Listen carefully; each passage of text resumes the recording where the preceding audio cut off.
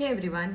So ಇವತ್ತಿನ ರೀಡಿಂಗ್ನಲ್ಲಿ ನಾವು check ಮಾಡಿ ನೋಡೋಣ ಯಾವ ಸ್ಪೆಸಿಫಿಕ್ ಪರ್ಸನ್ ನಿಮ್ಮ ಮನಸ್ಸಿನಲ್ಲಿದ್ದಾರೆ, ಯಾವ ಒಂದು ಸ್ಪೆಷಲ್ ಪರ್ಸನ್ಗೋಸ್ಕರ ನೀವು ಈ ವಿಡಿಯೋ ನೋಡ್ತಾ ಇದ್ದೀರಾ ಅಥವಾ ಯಾವ ಒಂದು ವ್ಯಕ್ತಿ ಬಗ್ಗೆ ನೀವು ಯೋಚನೆ ಮಾಡ್ತಾ ಇದ್ದೀರಾ, ಅವರ ಕರೆಂಟ್ ಎನರ್ಜೀಸ್ ಏನು, ಥಾಟ್ಸ್ ಆ್ಯಂಡ್ ಫೀಲಿಂಗ್ಸ್ ಏನು ನಿಮ್ಮ ಕಡೆಗೆ, ಹಾಗೆ ಈ ಕನೆಕ್ಷನ್ ಕಡೆಗೆ ಅನ್ನೋದನ್ನು ಚೆಕ್ ಮಾಡಿ ನೋಡೋಣ.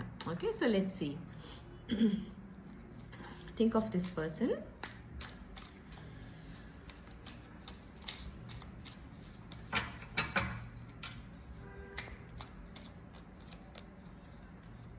Okay, fine. C, 2 of pentacles ಬಂದಿದೆ. ಫಸ್ಟ್ ಕಾರ್ಡ್ ಬಂದೆ 2 ಆಫ್ ಪೆಂಟಕಲ್ಸ್ ಇರುವಂಥದ್ದು. ಓಕೆ, ಸೊ ಖಂಡಿತವಾಗ್ಲೂ ಎಲ್ಲೋ ಒಂದು ಕಡೆ ಈ ವ್ಯಕ್ತಿ ಒಂದು ಬ್ಯಾಕ್ ಆ್ಯಂಡ್ ಫೋರ್ತ್ ಎನರ್ಜೀಸ್ನಲ್ಲಿ ಇರುವಂಥದ್ದು.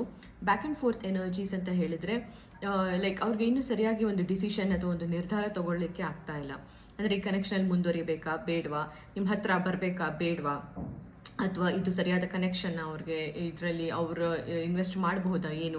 ಸೊ ಈ ಥರ ಒಂದು ಸಾಕಷ್ಟು ಒಂದು ಏನು ಹೇಳ್ತಾರೆ ಕನ್ಫ್ಯೂಷನ್ಸ್ ಇರುವಂಥದ್ದು. ಆ್ಯಂಡ್ ಆಲ್ಸೋ ಎಂಪರರ್ ಕಾರ್ಡ್ ಬಂದಿದೆ. ಓಕೆ, ಸೊ ಎಂಪರರ್ ಕಾರ್ಡ್ ಇರೋದ್ರಿಂದ ಖಂಡಿತವಾಗ್ಲೂ ಎಲ್ಲೋ ಒಂದು ಕಡೆ ಈ ವ್ಯಕ್ತಿ ಸಾಕಷ್ಟು ಆ ಒಂದು ಈಗೋ, ಒಂದು ಪ್ರೈಡಲ್ಲಿ ಆಪರೇಟ್ ಮಾಡ್ತಾ ಇರುವಂಥದ್ದು.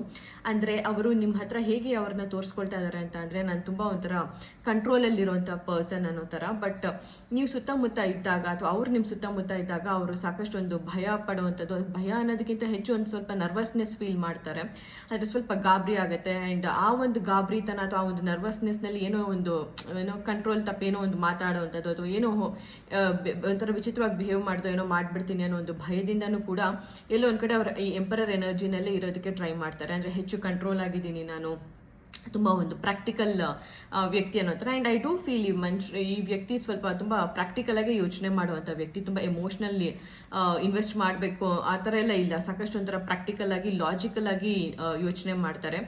ಯಾವುದೇ ಒಂದು ಕನೆಕ್ಷನ್ ಅಥವಾ ಯಾವುದೇ ಒಂದು ಏನೇ ಒಂದು ಇದರಲ್ಲಿ ಯಾವುದೇ ತರಹದ ಕನೆಕ್ಷನ್ನೇ ಆಗಿರ್ಬೋದು, may be it's a friendship ಆಗಿರ್ಬೋದು ಅಥವಾ ಒಂದು ರೊಮ್ಯಾಂಟಿಕ್ ರಿಲೇಷನ್ಶಿಪ್ಪೇ ಆಗಿರ್ಬೋದು, ಅದರಲ್ಲಿ ಅವ್ರು ಇನ್ವೆಸ್ಟ್ ಮಾಡಲಿಕ್ಕೆ ಮುಂಚೆ ಸಾಕಷ್ಟು ಯೋಚನೆ ಮಾಡ್ತಾರೆ. ಇದು ಸರಿನಾ, ಇದು ತಪ್ಪಾ, ಇದು ಪ್ರೋಸ್ ಏನು, ಕಾನ್ಸ್ ಏನು, ಅಂದರೆ ಅಡ್ವಾಂಟೇಜಸ್ ಡಿಸ್ಅಡ್ವಾಂಟೇಜಸ್ ಏನು, ಇದನ್ನೆಲ್ಲ ಯೋಚನೆ ಮಾಡಿ ಅವರಿಗೆ ಸೂಕ್ತ ಅನಿಸಿದ್ರೆ ಮಾತ್ರ ಇನ್ವೆಸ್ಟ್ ಮಾಡುವಂಥ person. And also page of sports ಇದೆ.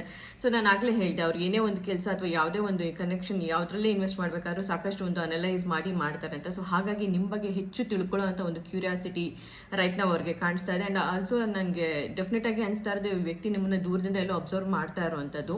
ಆ್ಯಂಡ್ ಅದು ನಿಮಗೆ ಗೊತ್ತಾಗ್ತಾ ಇಲ್ಲ. ಆ್ಯಂಡ್ ಪ್ರಾಬಬ್ಲಿ ಅವ್ರ ಫ್ರೆಂಡ್ಸ್ ಮೂಲಕ ಅಥವಾ ಯಾರ ಮೂಲಕನೋ ನಿಮ್ಮ ಬಗ್ಗೆ ಸಾಕಷ್ಟು ಒಂದು ಇನ್ಫಾರ್ಮೇಷನ್ನ ಕಲೆಕ್ಟ್ ಮಾಡ್ಕೊಳ್ಳಿಕ್ಕೂ ಕೂಡ ಈ ವ್ಯಕ್ತಿ ಟ್ರೈ ಮಾಡ್ತಾ ಇದ್ದಾರೆ.